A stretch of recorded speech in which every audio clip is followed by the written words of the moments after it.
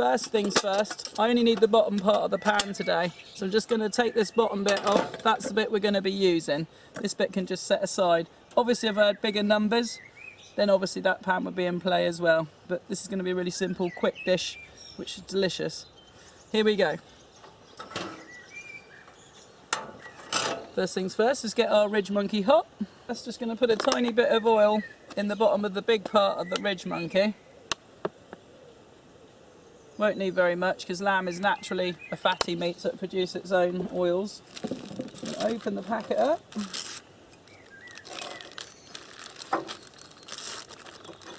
And we're literally just going to push those into there. That's a nice sizzling noise we wanted to hear. A hot pan is always better for starting the meat off.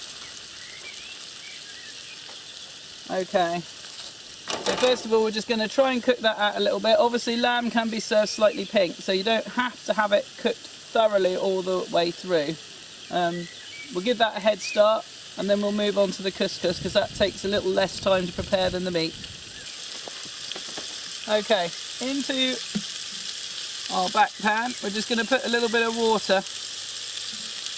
I'm going to bring that to the boil, and that's simply going to be to steam our pak choi in a minute. With regards to preparation of it, it's really, really simple. As you can see, it's more like a bit of a spring green, but you just cut from the root end right up through, and you end up with a V. You're just going to cut that out.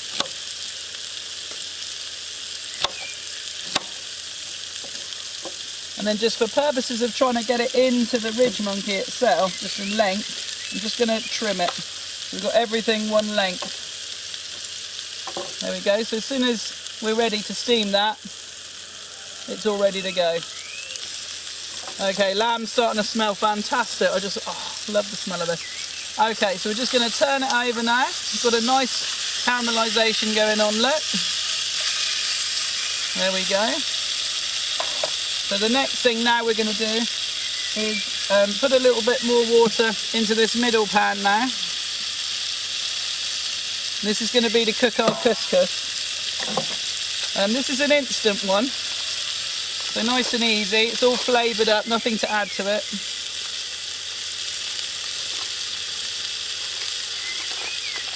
Just tip some of that in. Bearing in mind you get double the couscous. So if you want half as much couscous as water, because when it fluffs up it soaks it all up. Just going to give that a little stir. That will do its thing. At the same time, I'm now going to put my pak choi in. I am going to put the stems on the bottom though, because they'll take longer to cook, whereas the leaves are a bit like spinach, they can just steam. So we're just going to put those there. We have a dish coming together here.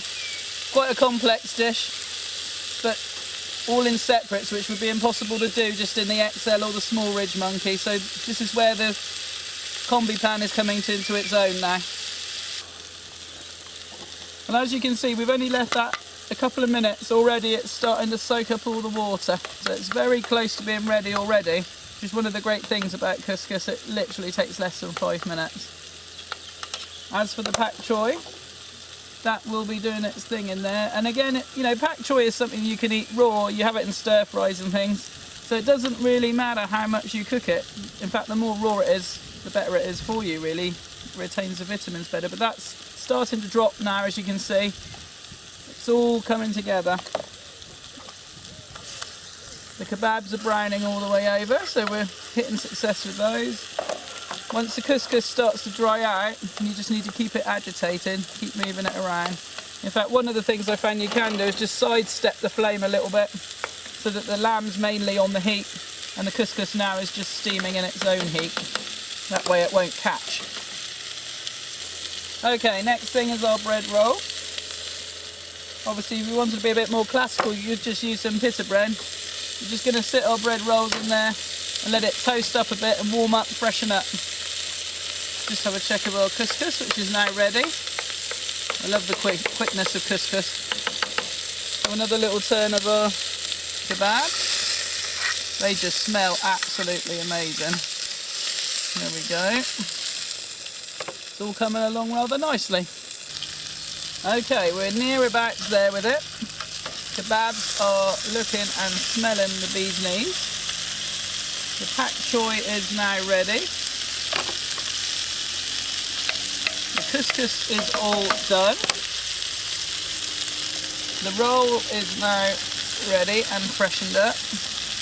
And then just as a little finisher, got some sweet chilli sauce, which is just going to warm up a little bit, just so we can dip the bread roll, the kebab, the couscous, everything together, make it all absolutely delicious. 1 minute and it's all ready.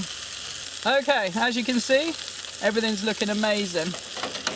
Just a small question now, getting these lamb kebabs off the stick. Look how easy they come off.